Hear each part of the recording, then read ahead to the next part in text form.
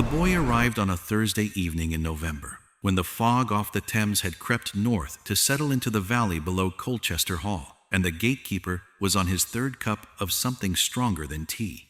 His name, he said, was James. He was 7 years old, perhaps 8. He had walked from the village coaching inn with a canvas bag smaller than most men's correspondence satchels, a letter sealed with plain wax, addressed in a woman's hand to His Grace, the Duke of Colchester, and around his neck, on a piece of household string, a locket that had not been made for household string. The locket had been made for a woman's throat, gold, small, oval, with a clasp the gatekeeper could not open, because his hands were too large and too cold, and on the front of it, engraved in the particular careful script of a jeweler who had been asked to do his best work, 2 letters, A. Charles Alden, the Duke of Colchester's initials. The gatekeeper, whose name was Briggs, and who had served the Colchester estate for 22 years, looked at the locket for a long time in the lamplight of the gatehouse. Then he looked at the boy's face. Then he sent for the Duke. Charles Alden, the 6th Duke of Colchester, had been back from India for 11 weeks. He had come back thinner than he had left, quieter than anyone who had known him remembered him being, and with the particular careful stillness of a man who has spent 3 years watching things go wrong at a distance and has arrived home to find that they have been going wrong considerably closer to him than he knew. He was, by the assessment of everyone who had ever borrowed money from him, a good man. He was, by the assessment of his solicitor, too good a man by precisely the margin that had allowed his cousin Reginald to spend 3 years mismanaging the Colchester estate accounts with the patient efficiency of a man who had been waiting his entire adult life for the Duke to be definite somewhere else. He was 34. He had never married. He had, 11 years earlier, at the age of 23, loved a woman named Elizabeth Marsh, the daughter of a Gloucestershire clergyman, with the complete and unguarded heart of a young man who did not yet understand that an unguarded heart was an invitation. He had been told 6 weeks after he left for his first colonial posting that Elizabeth had died of fever. He had believed it because the letter had come from his cousin Reginald, whom he had trusted since boyhood, and because grief, in his experience, did not arrive with a secondary investigation. He was summoned to the gate at 8:30 on a Thursday evening in November, and found a boy sitting on the gatekeeper's stool eating bread that Briggs had produced from somewhere, with a canvas bag at his feet and a locket on a piece of string around his neck. The boy looked up when the Duke came in. Charles Alden had not seen his own face at the age of 7. He had, however, seen the portrait of his father at 7 that hung in the long gallery, and his father at 7 had had exactly this boy's jaw, exactly this boy's brow, and exactly this boy's eyes, which were gray with a darker ring at the outer edge, the precise color of the Colchester eyes that appeared in every portrait in the long gallery going back 4 generations. He stood very still in the door of the gatehouse. Briggs said nothing. He had the good sense of a man who had been a gatekeeper for 22 years, which was the sense to recognize when a gate had already been opened and his opinion of it was no longer required. The boy swallowed his bread. He looked at the Duke with the direct, assessing look of a child who has been told to find a specific man and has been given a description that appears to be accurate. "Are you the Duke?" he said. Charles said that he was. "My mother said to give you this." He held out the letter with both hands. The way a child holds something it has been told is important and has been careful with for a long time. Charles took it. He did not open it immediately. He looked at the boy. "What is your name?" "James," the boy said. "James Marsh." The name landed in the quiet of the cottage, the way a stone lands in still water, not loudly, but with the precise expanding consequence of a thing dropped from a height. Marsh, Elizabeth's name. He sat down on the chair across from the boy, because his legs had made the decision before his mind had, and he opened the letter. Elizabeth Marsh had not died of fever in the autumn of 1836. She had, in the autumn of 1836, discovered that she was with child. She had written to Charles. The letter had not reached him. She had written a second time. That letter had also not reached him. On the third attempt, she had presented herself at the London office of the Colchester solicitors, where she had been received by a clerk who had shown her into a side room and excused himself, and returned not with the solicitor, but with Mr. Reginald Alden, the Duke's cousin and estate manager, who had explained to her, with the courtesy of a man performing a mercy, that the Duke had, during his posting, become engaged to a young woman of appropriate station in Calcutta, and that her letters had therefore been intercepted at the Duke's own instruction, as he had not wished to cause her unnecessary distress. He had then, with the same courtesy, offered her £200 and a cottage in Shropshire, and the understanding that the child, when born, would be provided for at a distance, provided she made no further attempt to contact the Duke or the Colchester estate. Elizabeth had accepted because she had no money, no family beyond an elderly father in poor health, and because she had believed, with the complete and unguarded heart of a woman who has loved unwisely and well, that the man she loved had chosen someone else. She had raised James alone in Shropshire for 7 years. She had made the £200 last with the careful economies of a clergyman's daughter, who had grown up understanding the precise difference between what a household needed and what it wanted.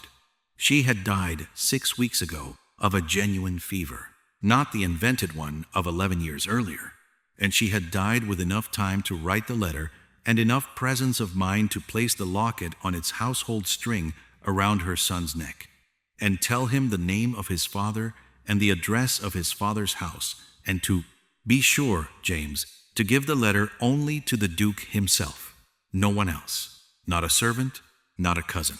The Duke, by name, by face, by no one else.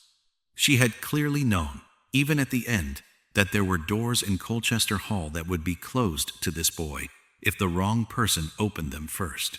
She had known because she had learned it 11 years ago in a side room in London. Charles read the letter twice. He read it the second time with the flat, careful attention of a man, ensuring that he has understood each word individually, because there was something in him that wanted to find the sentence that meant something different from what he had read the first time, and there was no such sentence. He folded the letter. He looked at the boy. James had finished his bread and was watching the Duke with the patient, watchful stillness of a child who has learned in recent weeks that stillness is what adults require from you when they are thinking about something that concerns you and has not yet been said. "James," Charles said, "how old are you?" "7, James said. "I will be 8 in March. March 1840.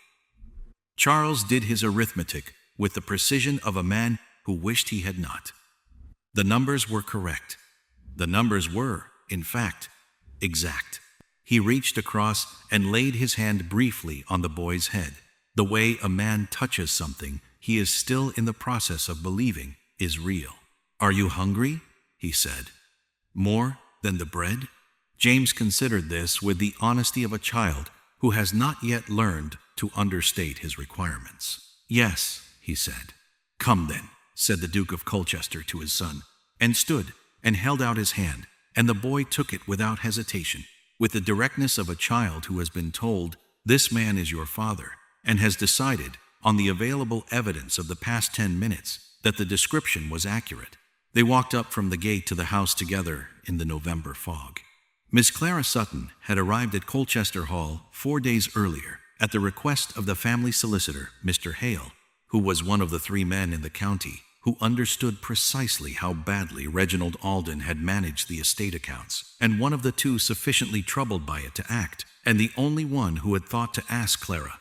She was 31. She was the daughter of a Northumberland land agent who had taught her his work from the age of 12, because he had no sons, and she had, as he frequently observed, a better head for numbers than any clerk he had ever employed. Since her father's death 6 years earlier, she had managed 3 separate estates in the north, to the considerable profit of their owners, and the considerable surprise of everyone who had initially objected to a woman in the appointment. She had been given a desk in the small estate office off the main corridor, and access to every ledger Reginald had kept. She had been working through them for 4 days, with the quiet, relentless attention of a woman who had learned to read a ledger the way some people read faces. And what she had read in Reginald Alden's ledgers had caused her to write 6 pages of careful notes and sleep very poorly. She was in the estate office at 9:30 on Thursday evening, because she had the habit of working after the house quieted, and because one particular ledger contained a discrepancy she wanted to resolve before she slept, when she heard the sound of a child's voice in the corridor. She looked up. She listened. The voice was answering a question with the honesty of a child who has not yet learned to moderate the directness of his answers for adult comfort. She heard the Duke's voice, lower, patient. She heard Mrs. Dove, the housekeeper, making the swift, decisive sounds of a woman rerouting the evening's domestic arrangements without complaint. She returned to the ledger, but the voice of the child stayed at the edge of her attention like a note held in a room after the instrument has stopped. In the morning she came down to find the Duke at the long table, with the boy seated beside him, eating porridge with the efficient focus of a child making up for several days of insufficient meals. The Duke was watching him with the careful, wondering attention of a man who has been handed something he does not yet know how to hold, but has already decided he will not put down. He looked up when Clara came in. He had spoken to her twice in 4 days, both times briefly, with the distracted courtesy of a man who had returned from India to find his estate in disorder and had not yet finished the inventory of what had been lost. He had given her the office and the ledgers and said, with the direct simplicity she had noted as his characteristic, that he trusted Hale's judgment and that she should tell him when she had found what she came to find. He said her name now across the table, and she gave him hers and looked at the boy. "This is James," the Duke said. Clara looked at James. She had the particular gift of a woman who has managed estates for 6 years of reading a room by its arrangement rather than its announcement. She noted the gray eyes, the brow, the way the Duke was sitting, slightly angled toward the boy with the unconscious orientation of a man who has already, without deciding to, placed something in the category of things I will not let harm come to. She sat down. She said good morning to James, who answered with his mouth still containing porridge, and then remembered himself and swallowed and said it again more carefully. "Your Grace," she said, "when you have finished breakfast, I would be grateful for an hour in the estate office." He looked at her over the table with the direct, steady look of a man who understood that an hour requested in that particular tone was not about the accounts. "At 10, he said. She had laid the ledgers in 3 columns on the desk, not in the order they were found, but in the order they argued. She stood rather than sat, because she had learned that a woman who sits when delivering difficult information to a man in his own house will spend half the conversation managing the comfort of the situation rather than the content of it. She began with the rents. The Colchester estate held 14 tenant farms across 3 parishes. In the 3 years the Duke had been in India, the recorded rents had declined by a third. She had spoken to 2 tenant farmers the previous afternoon on the pretext of a walk, and both had confirmed that their rents had not in fact declined. They had been paying precisely what they always paid. The discrepancy between what had been collected and what had been recorded was £940 over 3 years. She showed him the column. He looked at it without speaking, and she let him look, because she had noted in 4 days that he had the habit of not speaking until he had finished thinking, which was a habit she respected and did not interrupt. "That is Reginald's hand," he said. "Yes, for 3 years. The pattern begins, in fact, 4 years before your posting, the year after your father died."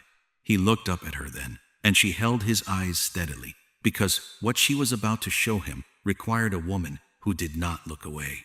She showed him the second column.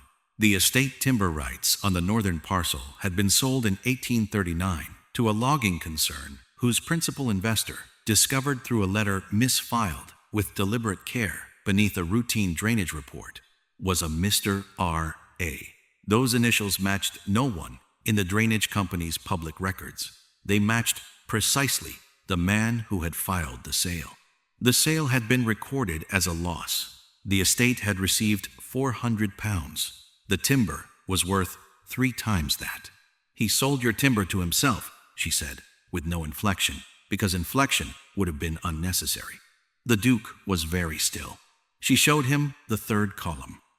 She had saved it because it was the one she had been uncertain about showing him, and had shown it because the boy was in the house, and the boy's existence meant the 3rd column was no longer a historical injury, but an ongoing one. The 3rd column was a series of payments, small ones, quarterly, beginning in December 1836, made from a miscellaneous household account to a firm of Shropshire solicitors. She had traced the firm through the law list and the county directories to a single retired partner who handled, in his retirement, correspondence for a small number of private clients. The payments had stopped 6 weeks ago. She did not explain why they had stopped. She did not need to. The Duke had read Elizabeth Marsh's letter the previous evening. He was a man of sufficient intelligence to follow the arithmetic of a payment that began in December 1836 and stopped the week a woman in Shropshire died. He knew, the Duke said. His voice was quiet and absolutely level, the way a man's voice goes when the thing he is saying is too large for the room he is saying it in. He knew about James from the beginning. He arranged it from the beginning, Your Grace. She kept her own voice level to match his. The interception of Miss Marsh's letters, the settlement, the payments to monitor the arrangement, and the false report of her death that reached you in India? She paused.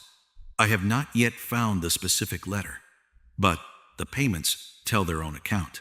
He told me Elizabeth died. Yes, I believed him for 11 years. She did not answer that. There was nothing useful that could be said to 11 years of a wrong grief, and she understood the difference between a silence that needed filling and a silence that needed leaving alone. She left it alone. He stood at the desk for a long time, with his hands resting on the columns, looking at them. She watched him with the same attention she had given the ledgers, reading the precise quality of what was moving through him. It was not the sharp grief of surprise. It was the slower, more durable grief of confirmation. The grief of a man who has felt for 11 years that something was wrong and has now been shown with columns of figures exactly what it was. When he finally lifted his head, his eyes were steady. What do I do?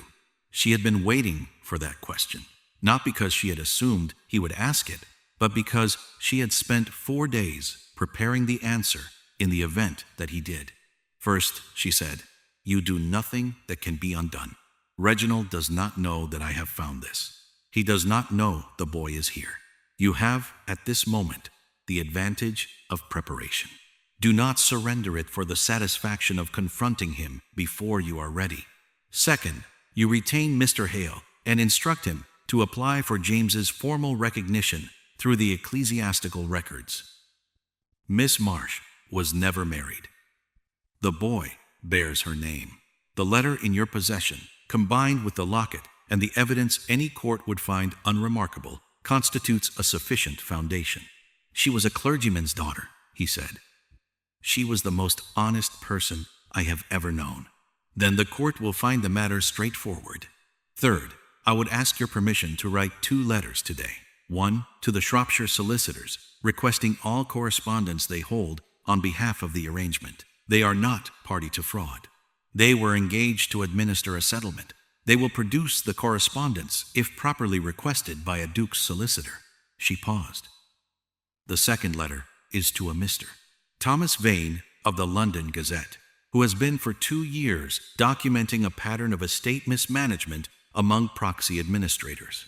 The Duke looked at her. You are very thorough. Reginald Alden has been managing ducal property for 7 years, she said, with the specific confidence of a man who believes the person above him is too good to look down. She did not soften it. The ledgers are the proof. The letters from Shropshire are the specificity. Mr. Vane is the consequence that cannot be quietly settled. He was quiet. Outside the estate office window, the November grounds lay gray and still. And then, from somewhere above them, came the sound of a boy's footstep crossing a floor in an uncertain direction. The footstep of a child exploring a house he did not yet know was his. Both of them heard it. Neither of them spoke to it, but it sat between them in the office for the rest of the conversation, like a small and particular fact. "He was my friend," the Duke said at last. "Before he was my cousin, before any of this, when we were boys, he was my closest friend. I.N." Clara did not say what she could have said. She said instead, simply, "Yes." One word, the acknowledgement of the loss, without the editorial. She had found across 6 years of difficult conversations that it was the only useful response to a good man being shown evidence of a betrayal by someone he had loved. He straightened. He looked at the columns one last time, and then at her. "Write the letters, both of them. Use my seal." He paused at the door. "And, Miss Sutton, Your Grace, James will need a tutor before spring. Will you, when you have finished with the ledgers, be willing to stay until I have found one?" It was a practical question, wearing the clothes of a practical question. She had learned in 4 days to read the distance between what this man said and what he meant, which was the same skill as reading ledgers applied to a different kind of account. "I will stay," she said, "until you no longer need the ledgers read." He gave her then the small, brief, genuine half-smile of a man who has been managing alone for a very long time and has recognized, without yet knowing what to do with the recognition, that he is not any longer. He left her to the letters. In the days that followed, it was James who kept the house from becoming only a legal proceeding.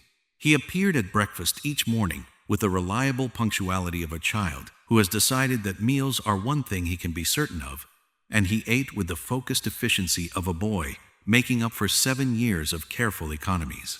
He asked questions without preamble about the portraits in the long gallery, about the horses, about the large dog that had appeared at the kitchen door on the second morning and had not left since. He referred to the Duke, in these early days, not as father but as sir, with the careful formality of a child who has been told something is true and is waiting for more evidence before he commits to it.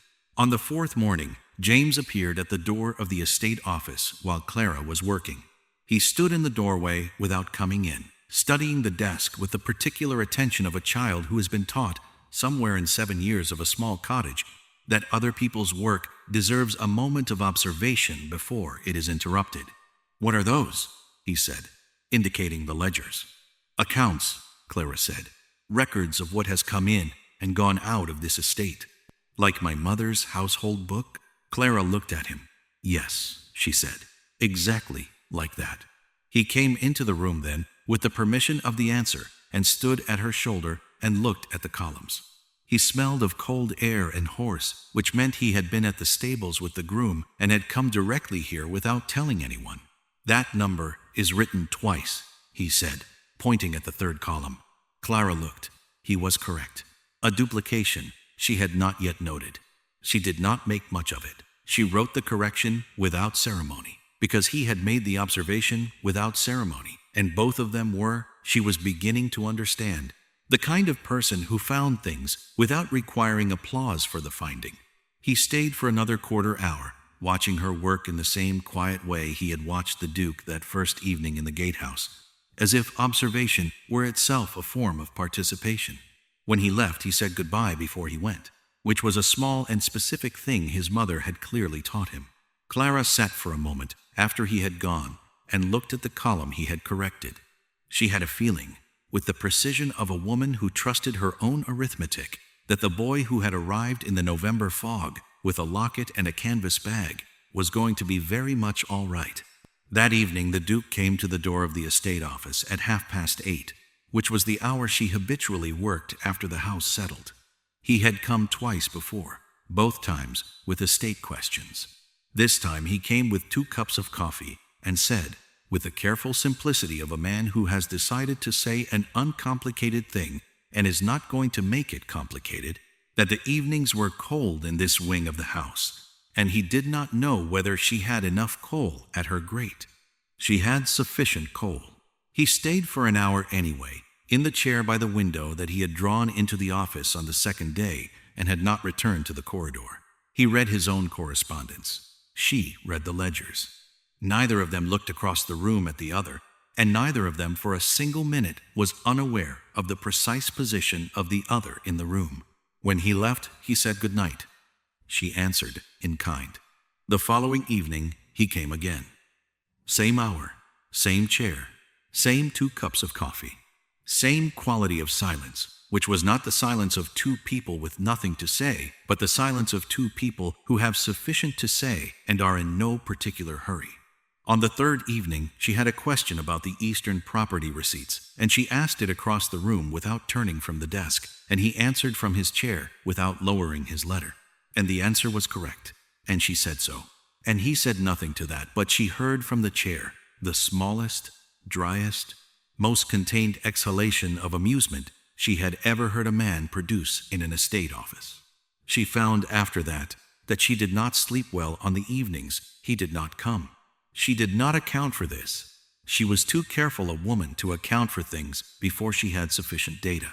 He had James with him at breakfast on the 9th morning when Clara came down, and they were not eating. They were sitting across from one another with a piece of paper between them on which James had drawn something that the Duke was studying with the grave and complete attention he brought to the ledger columns. "It is a horse," James said. "I see that now," the Duke said. "You didn't see it before?" "I was looking at it from the wrong angle." He turned the paper. "From here, it is clearly a horse." James looked at the paper from the Duke's angle. He appeared to agree that this was a better angle. He took the paper back and began adjusting the drawing. The Duke watched him with the look Clara had come to recognize across 9 mornings. It was the look of a man who has been handed something he did not allow himself to plan for and is still daily surprised by how much room it takes up. She sat down. She poured her coffee. She said good morning to James, who said good morning back without looking up from the horse. The Duke said her name across the table. She gave him his.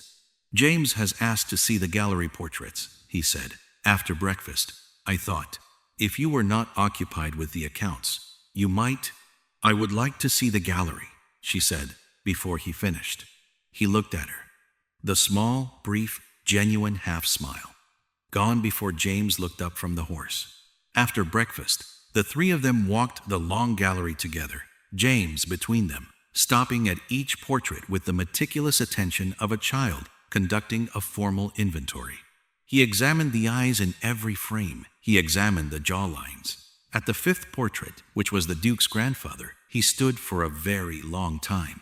"He has my nose," James said. "He does," Charles said. "And my ears." He touched his own ear, confirming. "The left one goes like this." He demonstrated the particular angle. "Exactly like that," the Duke said, "for 4 generations at least." James appeared to find this enormously satisfying. He moved on to the next portrait with the brisk step of a boy who has found what he came to find and is now simply confirming the inventory. Clara walked beside the Duke and said nothing, because nothing needed saying. She was aware of the precise distance between them on the gallery floor, and she was aware that it was, for the first time in 10 days, a distance chosen rather than maintained. The confrontation, when it came, did not happen in a drawing room. It happened on the 2nd Tuesday of December, in the estate office, at Reginald Alden's own request. He had received the previous Thursday the formal letter from Mr. Hale regarding the account discrepancies and the request for all correspondence related to the Shropshire arrangement. He had received it in his house in the village with the particular, fleeting expression of a man who has been stepping carefully around a weakness in a floor for 7 years and has finally heard it give. He arrived at the estate office in his best coat. He was 51, gray-haired, broad through the shoulders, with the smooth, unhurried manner of a man who had spent decades being the most trusted person in every room and had not been wrong about that until now. He was not a monster in a coat. He was a man who had made one calculation 40 years ago, that his cousin had been born into something that should by rights have also been his, and had been quietly, precisely, building a correction to that calculation ever since. He had been Charles's closest friend at school. He had been the one who sat with Charles the night his father died. He had been the one who said, when the fever letter arrived from Shropshire, "I am sorry, old man," in the exact tone of a man who meant it. He had meant it. Clara had understood this, reading the ledgers. It made him more difficult than a man who did not mean it. It made the room harder to stand in. He came in and saw her at the desk. He had not known she was there. That was the first small fracture in the prepared composure. "Miss Sutton is my estate accountant," the Duke said quietly from the chair at the window. "I see." Reginald looked at the desk, at the 3 columns, at the ledgers open to their marked pages. His face was still. He was, she noted, a man who had been skilled for a very long time at making his face still. "Please, sit down," Clara said. He sat. She took him through it column by column. She did not rush. She did not perform. She placed each piece before him the way she had placed it before the Duke, and she watched with the same attention she gave to accounts as the color moved in his face. He tried confusion. She showed him the figures. He tried explanation. She showed him the tenant letters. He tried appeal. He turned not to Clara, but to the Duke, with the instinct of a man retreating to ground where he had always been safe. "Charles." His voice was low. It was the first time he had used the given name, the school name, the name from the nights when one of them sat with the other in some corridor of trouble. "We have known each other since we were 8 years old," the Duke said from the window, very quietly. "My name in this office is Your Grace." Reginald closed his mouth. "There is also," Clara said, "the matter of Miss Elizabeth Marsh." The composure did not shatter. It did not need to. It simply became, in the space of one breath, a different kind of stillness. The stillness of a man who has known for 11 years that a particular door existed and has spent 11 years not looking at it. "The payments to the Shropshire solicitors have been traced," she said. "The correspondence held by the firm has been obtained. The letter informing the Duke of Miss Marsh's death, written from this house in October of 1,836 inches, a hand that was not Miss Marsh's has been identified." She let a beat pass. "James Marsh is 7 years old. He is in this house. He is at this moment, I believe, in the library with the Duke's copy of Aesop and the large dog that should not be in the library, but has been in the library every afternoon for a week." Something happened then in Reginald Alden's face that was not calculation. It was, briefly and without performance, something else. He looked at the desk. He looked at his own hands on his knees. "He is well?" he said. His voice had changed on the question. It had become the voice he used when he was not managing an impression. "He is well," Clara said. "He found an error in the 3rd column on his 4th day here." A long silence. Reginald looked at his hands for some time. "I told myself," he said, and then did not finish the sentence. "You told yourself he was provided for," Clara said, "not unkindly, because unkindness was not required when precision was sufficient. You told yourself the arrangement was a mercy.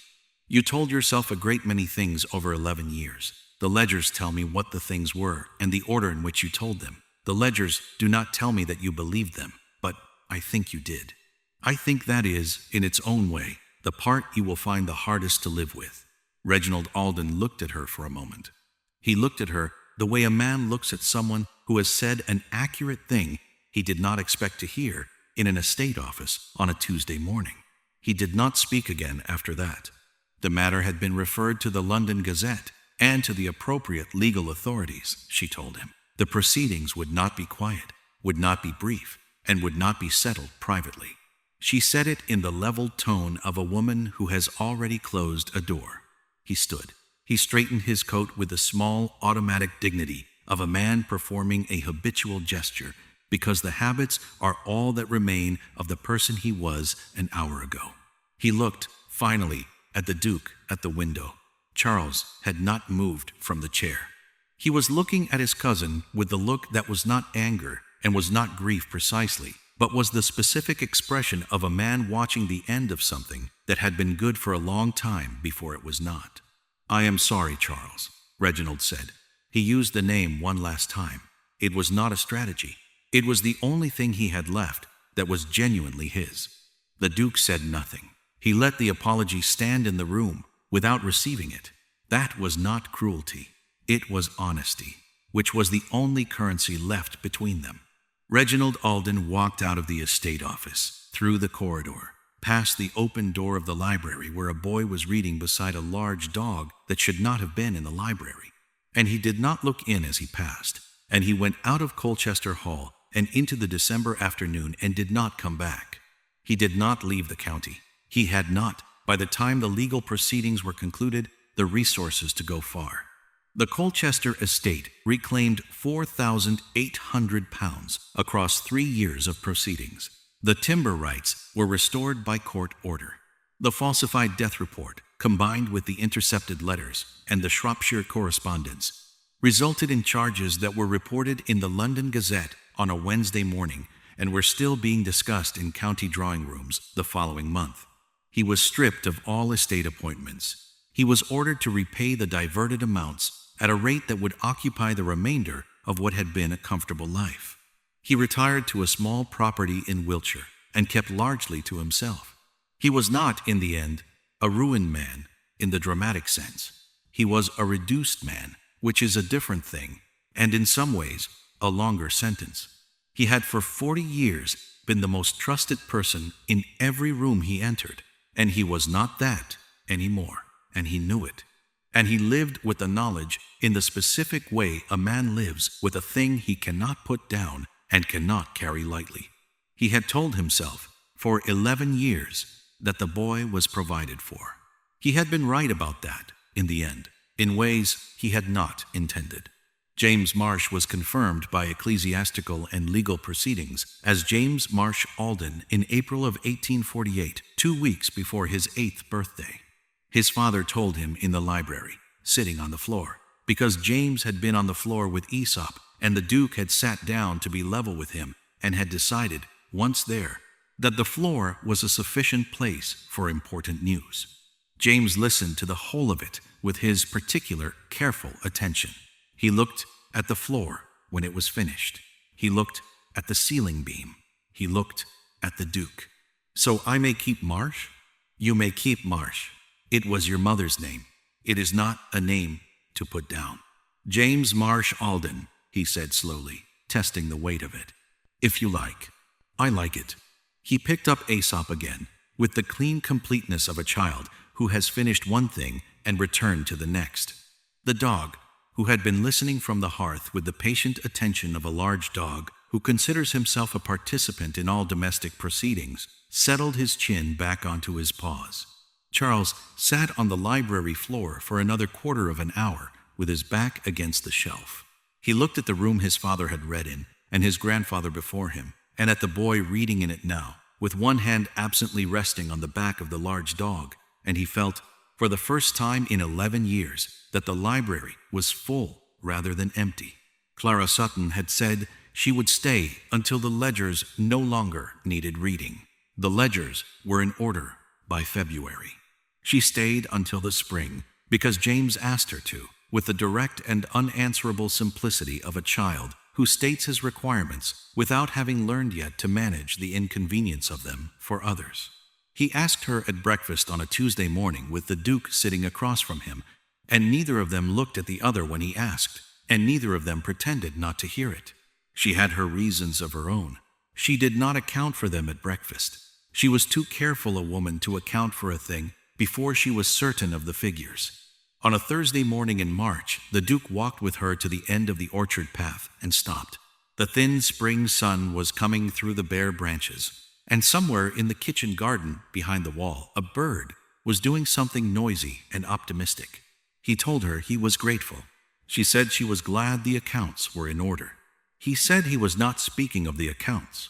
She looked at the orchard for a moment.